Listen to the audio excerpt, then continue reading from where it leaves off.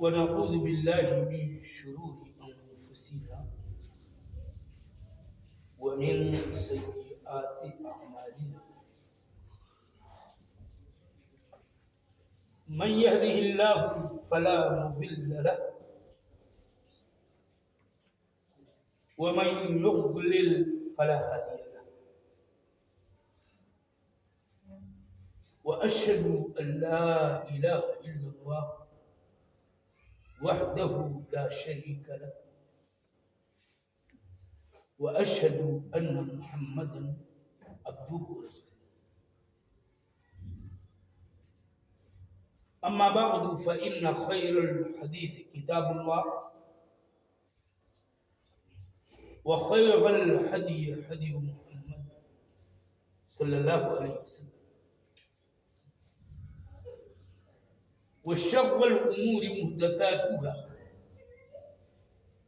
وكل محدثة بدعة وكل بدعة ضلالة وكل ضلالة في النار.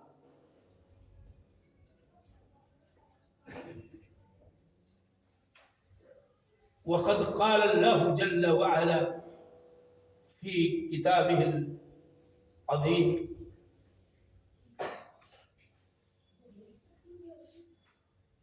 إن الذين آمنوا وعملوا الصالحات لهم جنات تجري من تحتها الأنهار. الآية.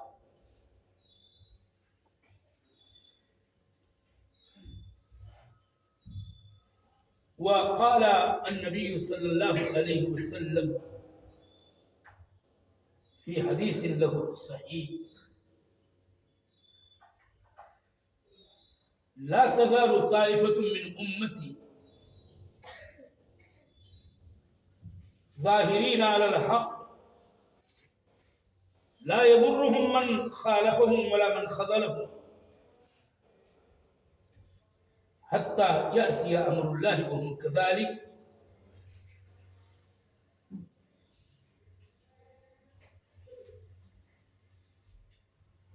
اے اللہ تو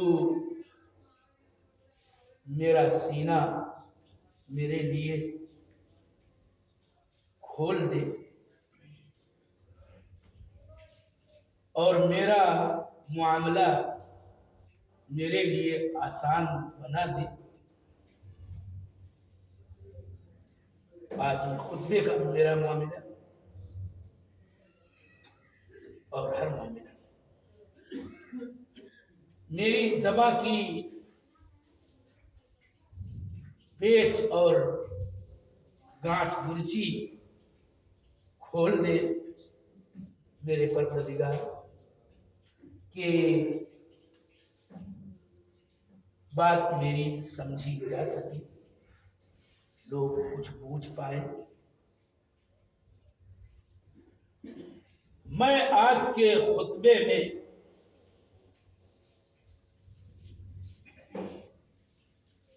یہ بات آپ کے ذہن میں اتارنے کی کوشش کر رہا ہوں کہ ہمارا دین اسلام، اس کے کچھ بنیادی اصول ہیں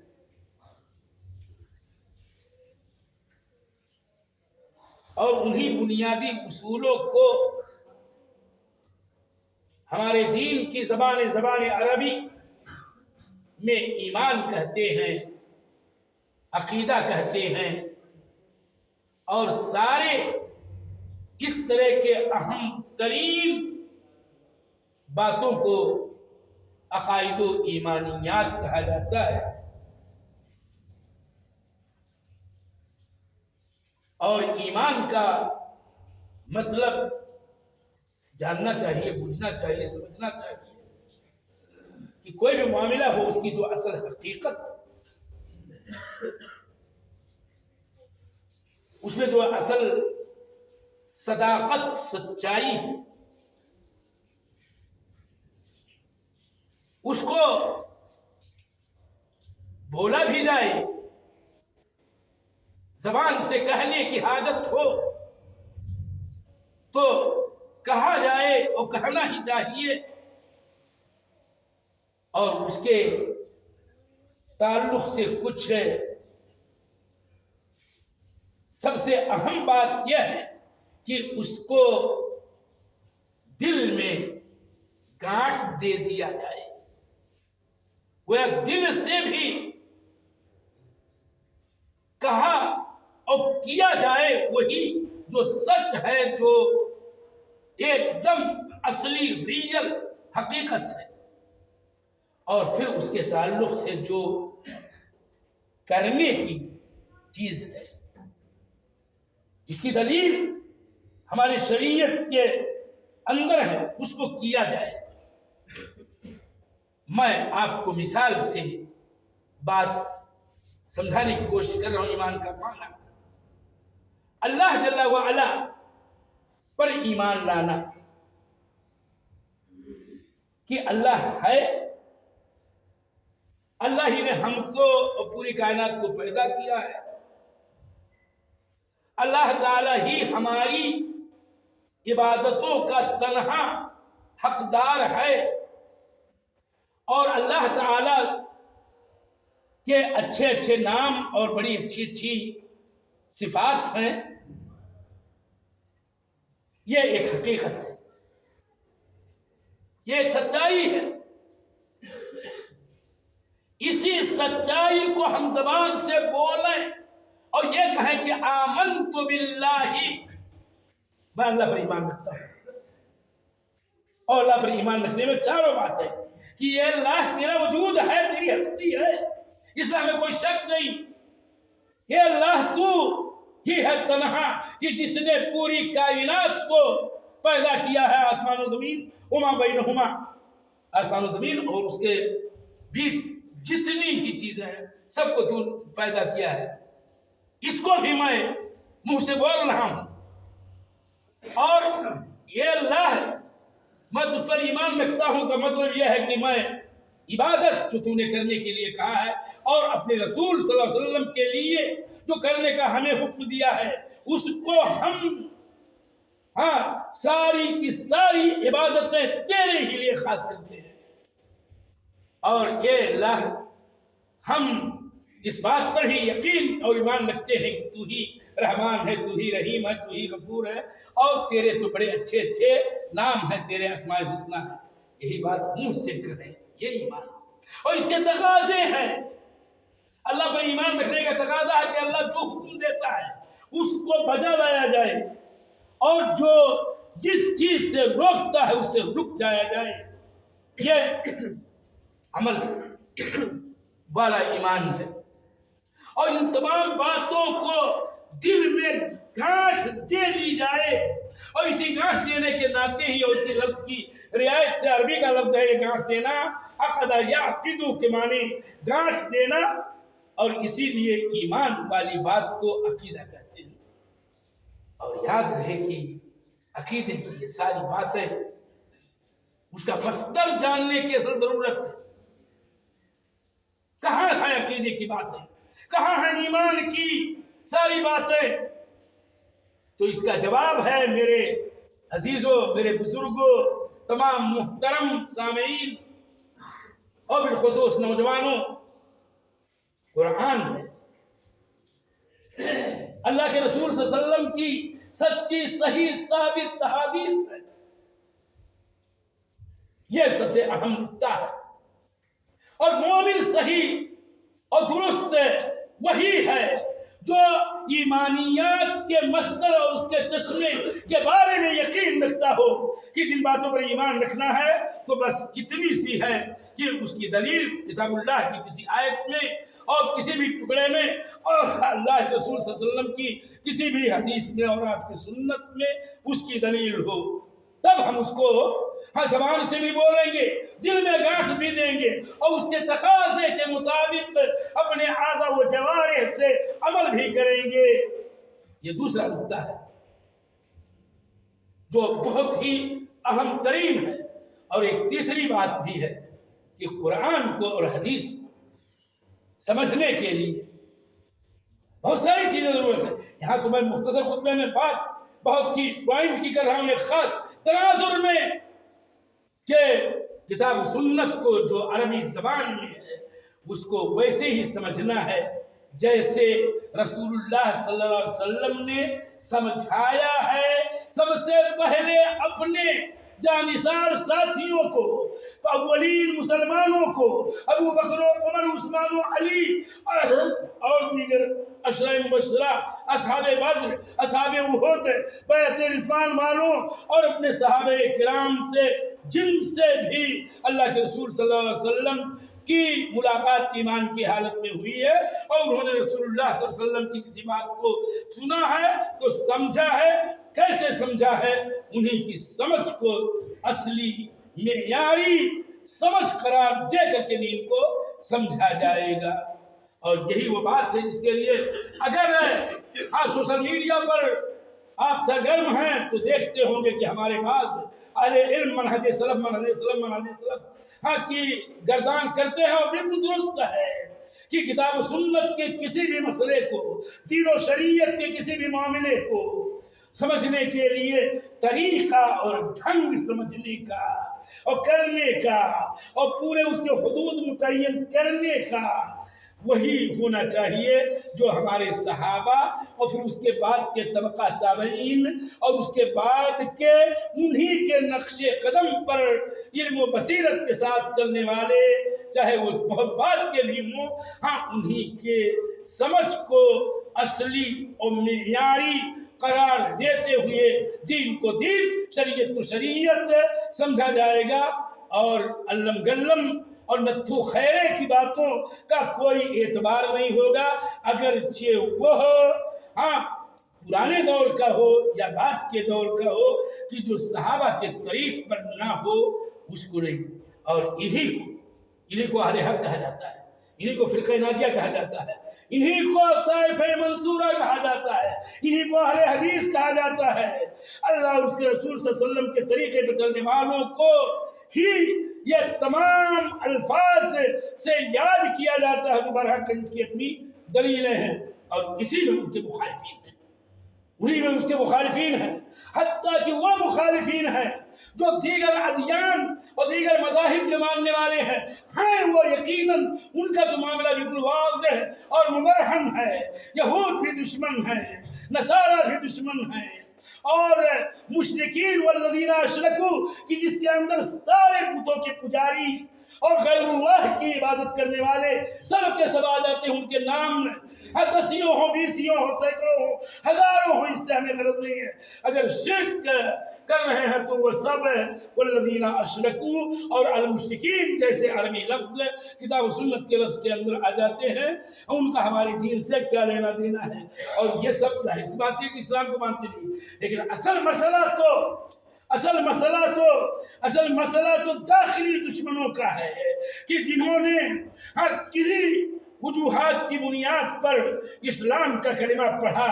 لیکن اسلام کو سمجھا نہیں، ایمان کا دعویٰ تو کیا لیکن ایمانیات کے حقائق کو جانا ہی نہیں، مانا ہی نہیں، سمجھا ہی نہیں، اور ان کے بہت سارے اپنے اسما ہیں اور بہت سارے فرقے ہیں جس کے وجود کی خبر ہمارے رسول صلی اللہ علیہ وسلم نے دی تھی، اور انہی میں سے یہ ہیں اور انہی میں سے ایک شیعہ اثنا عشریہ امامیہ اور بعد میں ان کا نام رافضہ اور ان کے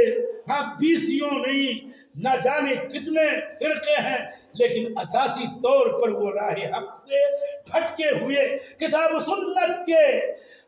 طریق سے، سلف کے منہج سے بہت دور ہیں، یا اللہ کے دشمن ہیں، رسول کے دشمن ہیں اور کتاب و سنت کے دشمن ہیں، صحابہ کے دشمن ہیں، اہل اسلام کے دشمن ہیں، اور تمام عقائد جو کتاب و سنت سے ثابت ہیں ان کے دشمن ہیں، اصل اصولی باتوں میں دشمن ہیں، اور اس دشمنی کا حق انہوں نے تاریخ کے ہر دور میں ادا کیا ہے، اور تاریخ شاہد ہے، خود ان کا بھی اعتراف ہے، حتیٰ کہ غیروں کا بھی اعتراف ہے، اور سچے پکے مسلم مورخین نے جو کچھ لکھا ہے اس میں بھی یہ بات درج ہے کہ ہمیشہ شیعوں نے، روافض نے اور ان کے تمام باطنی فرقوں نے اسلام کو زد پہنچانے کی کوشش کی ہے، بلکہ پوری تاریخ میں کوئی بھی مسلم ملک بات تحت ماضی کی ہے، قدیم دور کی ہے، کوئی بھی ملک تاخت و تاراج نہ ہو سکا مگر اس میں شیعوں کا کردار، شیعوں کی سازش، ان کا مکر و فریب ضرور شامل رہا ہے۔ بیت المقدس پر صلیبیوں کا اگر قبضہ ہوا تھا تو اس کے پیچھے جہاں بہت سارے اسباب و عوامل تھے، اس میں ایک اہم عنصر یہ تھا کہ شیعوں نے، رافضیوں نے فرنگیوں کا اور صلیبیوں کا ساتھ دیا تھا صلاح الدین کو خود مارنے میں اور اس کو قتل کروانے میں اور اس کو پسپا کروانے میں انہی شیعوں کا ہاتھ رہا ہے۔ حتیٰ کہ دور نہ جائیے، اسی ملک کے اندر جب انگریزوں کی غلامی سے آزادی کی پہلی تحریک اٹھی تو ایک شخصیت تھی، تاریخی بات ہے کہ جس نے ان کے خلاف جب آواز لگائی تو بالآخر اس کو شکست ہوئی اور وہ مارا بھی گیا۔ اس کے پیچھے بھی کسی شیعہ ہی کا ہاتھ تھا جو حیدرآباد دکن کا رہنے والا تھا، اور بنگال میں جب یہی آزادی کی تحریک چلی اور انگریزوں کے خلاف اس نے جب آواز بلند کی اور جنگ ہوئی تو بنگال کا ایک شیعہ ہی تھا کہ جس کی بنیاد پر وہاں کے اس حاکم کو شکست کا سامنا کرنا پڑا۔ یہ ماضی کی بہت قریب کی بات ہے، اور اس سے قریب کی بات ہے میرے دینی بھائیوں۔ میں اس بات کو سمجھتا ہوں اس مسجد میں ہو سکتا ہے کہ وہ انسان موجود ہو جب 90 اور 91 کی بات ہے اور صدام نے کویت پر حملہ کیا، تب بھی میں نے ایک تقریر کی تھی، اور شاید اس کو یاد ہو لیکن نہ یاد ہو۔ میں جانتا ہوں کہ اس میرے عزیز نے، میرے بھائی نے کہا تھا کہ کاش یہ تقریر آج بمبئی کا یہ فلاں انسان سنتا تو آپ کو ایسا بھڑکوا دیتا یا کیا کہتا۔ یہ جملہ میں اس لیے یاد دلانا چاہتا ہوں کہ حق کے طرفدار بنو، اپنے دین کے محافظ بننے کی کوشش کرو۔ 1989 کے اندر جب رافضی انقلاب آیا اور خمینی ایران پر قابض ہوا، جس کی پرورش و پرداخت فرانس کے اندر یہودیوں نے اور نصرانیوں نے، صلیبیوں نے، ملحدوں نے کی تھی، تو آخر کے اس نے فوراً سنی ملک کے رات پر حملہ بہرحال بول ہی دیا۔ ایسے اسباب بنائے ہی گئے کہ لڑائی ہوئی۔ اس میں آپ کو بتاؤں کہ ہم جیسے اہل حدیث علماء طلبہ صدام کے عراق کے حامی معاون تھے، اس لیے کہ ایران شیعہ تھا، باطل تھا اور صحابہ کا دشمن تھا، اللہ کی کتاب کا منکر تھا، اللہ کے رسول صلی اللہ علیہ وسلم کی سنتوں اور حدیثوں کو بالکل نہ ماننے والا تھا۔ تو یہ ہمارا طریقہ ہے۔ گرچہ صدام بہت ہی ایک دم بالکل راہ حق پر نہیں تھا، اس کی کچھ غلطیاں تھی، اللہ اس کو معاف کرے، وہ جا چکا ہے، لیکن مسئلہ یہ تھا کہ وہ سنی تھا۔ لیکن اسی صدام نے جب کویت پر حملہ کیا تو آپ جانتے ہیں کہ کویت کے مقابلے میں عراق کا صدام غلطی کرتا، اس لیے صدام کو آج بھی ہم ظالم اور غاشم مانتے ہیں، اس وقت بھی مانتے تھے۔ لیکن اس بات کو ذکر کر کے میں ایک بات یاد دلانا چاہتا ہوں کہ عراق ایران جنگ جب ہو رہی تھی 1989 سے لے کر کے 88 تک، تو اسی ملک کے جماعت اسلامی کے ماننے والے، تحریکی اور پورے دنیا کے اخوانی تب ایران کے لیے بغلے بجا رہے تھے، اور جب صدام نے سپاہ پر حملہ کیا تو فوراً یہی اخوانی اور یہی تحریکی اور یہی مودودی یا صدام کی ڈفلی بجانا شروع کیے۔ میں اس جملے کے ذریعے یہ کہنا چاہتا ہوں کہ باطل ہمیشہ باطل کا طرفدار ہوتا ہے، اور یہ بات یاد رہے کہ خمینی کے انقلاب ہی کا اثر ہے کہ عالم عرب میں، عالم اسلام میں فتنوں پر فتنے اور جنگوں کا ایک تسلسل ہے، جس کے پیچھے سب سے زیادہ ہاتھ اگر ہے کسی کا تو وہ شیعوں کا ہے۔ اس میں کوئی شبہ نہیں کہ ہماری بدعمالیاں ہیں، ہماری کمیاں ہیں، ہماری کوتاہیاں ہیں، ہماری غفلتیں ہیں، ہماری اللہ جل وعلا کے احکام سے کسی نہ کسی درجے میں دوریاں ہیں، اور اس کی سزا ہم کو مل رہی ہے۔ لیکن ظاہری اسباب کے طور پر روافض کا کردار بہت گھناؤنا ہے، بہت گھناؤنا ہے کہ اسی لیے بنگال کے میر جعفر اور دکن کے صادق کے بارے میں علامہ اقبال نے اسی لیے کہا تھا، اس کو تمہیں یاد ہونا چاہیے کہ جعفر از بنگال صادق از دکن، ننگ ملت ننگ دین ننگ وطن۔ اس کو سمجھیے کہ ظاہر کا بھی اپنا ایک کردار ہوتا ہے۔ اور یہ بات یاد رہے کہ ایران ہی وہ ملک ہے کہ جو یہودیوں کا لاڈلا ہے، اور اسرائیل ایران کے نزدیک لاڈلا ہے، اس لیے کہ یہ خود شیعیت یہودیت کی پیداوار ہے۔ عبداللہ ابن سبا یہودی تھا، اور اسی یہودی نے حضرت عثمان غنی رضی اللہ تعالیٰ عنہ کے خلاف بغاوت کا بگل بجایا تھا، اور وہیں سے شیعیت نے سر اٹھایا، اور آج بھی شیعیت ہمیشہ یہود کے ساتھ، یہود کی مصلحتوں میں اور یہود کے لیے کام کرنے والے۔ میں تمہیں پورے چیلنج کے ساتھ یہ بتاتا ہوں کہ سعودیہ کو سمجھنا ہے تو محمد بن عبد الوہاب رحمۃ اللہ علیہ کی دعوت کو پڑھو، اس کی تاریخ کو پڑھو، اس کی ملوکیت کی جو پوری تاریخ ہے کیسے قائم ہوئی، کون ان کے دوست رہے، کون ان کے دشمن رہے، اور ترکیہ نے کیا کچھ کیا تھا اس دعوت کے ساتھ، اس کو پڑھنے کی ضرورت ہے کہ وہی سچے دین کا علم بردار، مجدد اور مصلح اور داعی رہا کہ جس کی خیرات و برکات معنوی تو معنوی ہے ہی اور ظاہری بھی ہیں۔ میں یہ جملہ کہہ رہا ہوں، تم سعودیہ کو کیا سمجھتے ہو؟ یہ اسلام کا قلعہ ہے، یہ اللہ جل وعلا کی سب سے مقدس سرزمین کا متولی ہے، یہ مسجد حرام کعبہ اور اسی طرح سے مسجد نبوی کا محافظ اور خادم ہے۔ اگر یہ نہ رہا تو ہماری تمہاری کوئی حیثیت نہ رہ جائے گی۔ اور ظاہری بات ایک سمجھانے کے لیے بتا رہا ہوں کہ میں جانتا ہوں میری پیدائش کب ہے، میری عمر کب ہے، میں کب سے ہوش سنبھالا ہوں، گاؤں کی شکل میں دیکھ رہا ہوں، وہ چھپر، وہ پھوس ہے، اور وہ غربت، وہ فقر، وہ افلاس ہے۔ دانے دانے کو ترسنے والے اور بھٹکنے والے تھے اکثریت، دوسروں کے دروازوں پر بیٹھے رہتے تھے کہ ایک لقمہ ساگ بھات مل جائے، ایسی بھی کیفیت تھی۔ لیکن یہ جانتے ہو، ظاہری بات کر رہا ہوں، اس کا کوئی بہت بڑا مسئلہ نہیں ہے، لیکن میں یاد اس لیے دلانا چاہتا ہوں کہ آج جو اس گاؤں کی نہیں پورے ملک کی اگر ظاہری خوشحالی ہے تو اس میں جہاں بہت سارے اسباب ہیں، اس میں سب سے بڑا سبب خلیج اور خلیج کی دولت اور بالخصوص سعودیہ اور سعودیہ کی شاہانہ عنایت ہے۔ تب اس وقت ہم بڑے فخر کے ساتھ 97 کی بات ہے، پورے گاؤں میں 4 موٹر سائیکلیں تھیں، آج 2026 میں سینکڑوں موٹر سائیکلیں ہیں، بلکہ 20 کار ہیں۔ کہاں سے خوشحالی کا دور آیا؟ لیکن اس بات کو ذکر کر کے یہ کہتا ہوں کہ تم ہو سلفی اور اہل حدیث نوجوانوں اتنے حرام، غور اور ناشکرے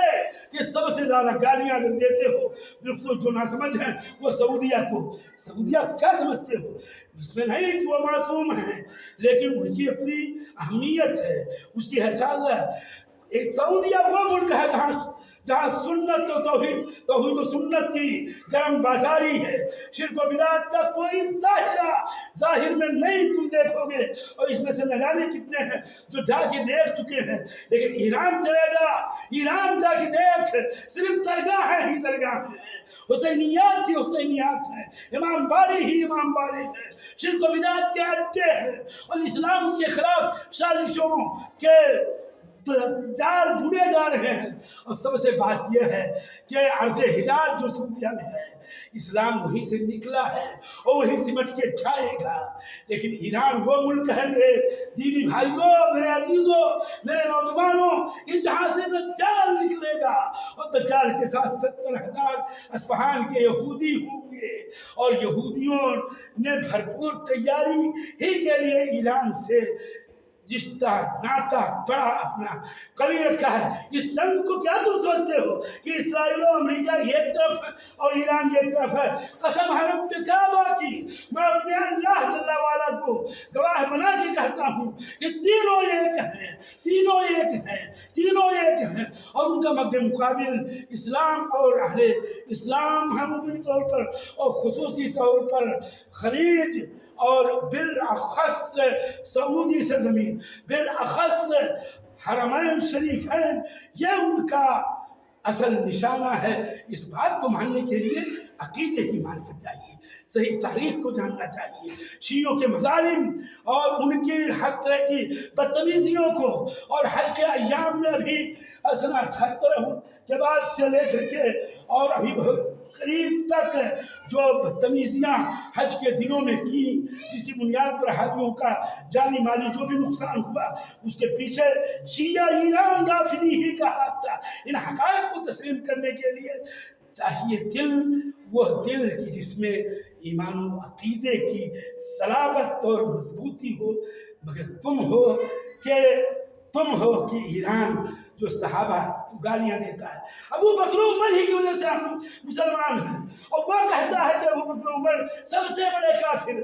آپ اگر سوشل میڈیا پر دیکھ رہے ہو، انہی کے عالم اور انہی کے معمم، انہی کے پکڑ دھاری کا یہ اعلان کہ ساری دنیا کے کفار، حتیٰ کہ نیتنیاہو، ایریل شارون اور ٹرمپ، یہ سب کے سب ابو بکر عمر سے اچھے ہیں، یہ ان کا عقیدہ ہے۔ ان کو کیوں مسلمان سمجھنے پر اتاولے ہو رہے ہو؟ یہ کفار اور عباد الاسلام اور عباد الابخار والخنازیر، یہ شرمگاہوں کی عبادت کرنے والے،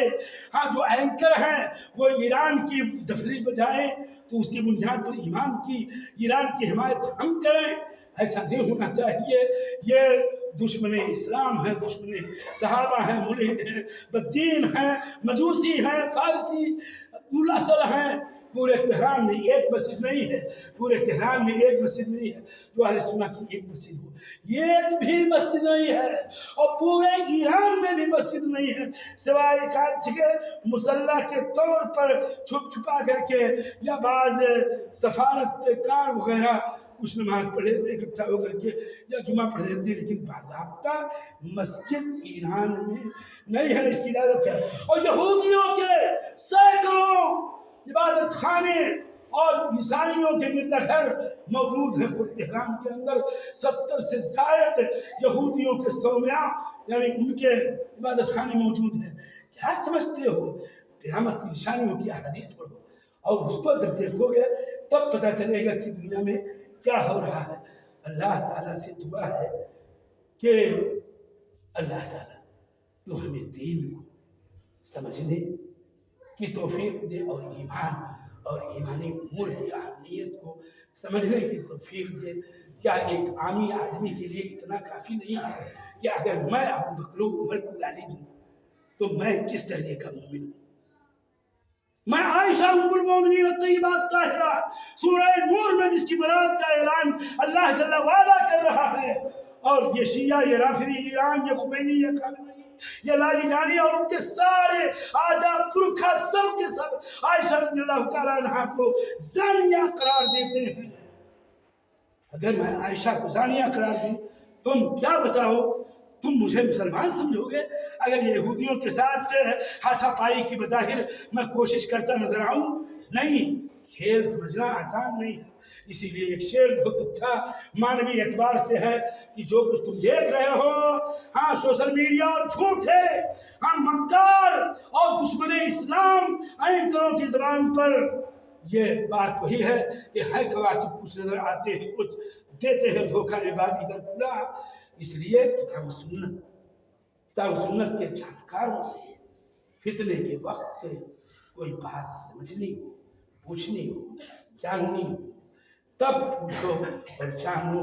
تو سمجھنے کی کوشش کرو، اور بات تو زیادہ کرنی ہی نہیں چاہیے۔ فتنوں کی اصول و آداب میں سے ایک ادب یہ بھی ہے، اور اپنے دین پر جمے رہنے کو ترجیح دینا چاہیے، اور فتنوں کے شر سے اللہ کی پناہ مانگنی چاہیے۔ اللہم انا نعوذ بک من الفتن ما ظہر منها وما بطن۔ یہ اللہ ہم فتنوں سے تیری پناہ میں آنا چاہتے ہیں، تو ہی ہمیں سہارا دے دے۔ ظاہری فتنہ ہو یا باطنی فتنہ ہو، سارے فتنوں سے ہم تیرا سہارا طلب کرتے ہیں۔ یا رب اللہ ایمان کی توفیق دے، اور اللہ اس کے رسول کی اور رسول اکرم صلی اللہ علیہ وسلم کے صحابہ کی محبت ہمارے دلوں میں پیدا کر، ایمان و عقیدہ کی صلابت اور مضبوطی عطا کر مولا۔ حالات کچھ بھی ہوں، فتنوں کے زمانے میں حق پہ جمے رہنا یا انگارے پہ چلنے کے برابر ہے، لیکن ہمیں انگارے پہ چلنا گوارا ہے، لیکن باطل کی طرفداری نہیں کرنا گوارا ہے ہرگز ہرگز۔ یا رب تو ہی اسلام کی، مسلمانوں کی عرض حرمین کی، حرمین شریفین کی تو حفاظت کر یا رب کہ دشمن اس پہ یلغار کر رہے ہیں، ان کی سازشوں منصوبوں کو ناکام بنا دے۔ ربنا تقبل منا انک انت السميع العليم وتب علينا انك انت التواب الرحيم وصلى الله على النبي.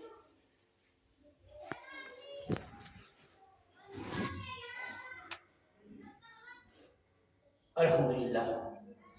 والصلاة والسلام على رسول الله. أشهد أن لا إله إلا الله وأشهد أن محمدا رسول الله. خالی ایک جملہ کرچے ہو، تھوڑا سا ایک منٹ زیادہ